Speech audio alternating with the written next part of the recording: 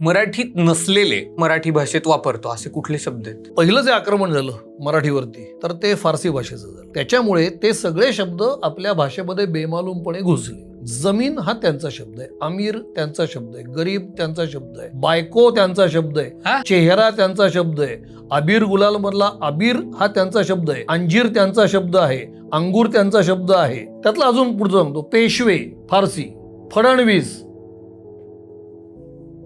पारशी, शहा पारशी. तर असे शेकडो शब्द आहेत की ते फारसी मधून आपल्या इथे आले. तर आपण हे शब्द आपले म्हणून वापरतोय, शेकडो वर्ष वापरतोय, पण हे सगळे मूळ तिकडनं शब्द आलेले आहेत. दार हा जो प्रत्यय आहे, जमीनदार, वतनदार, इमानदार, इनामदार, फौजदार, हे सगळ्या दार त्यांचे शब्द. साधा अजून एक सांगू उदाहरण, दमा हा दमा त्यांचा शब्द आहे.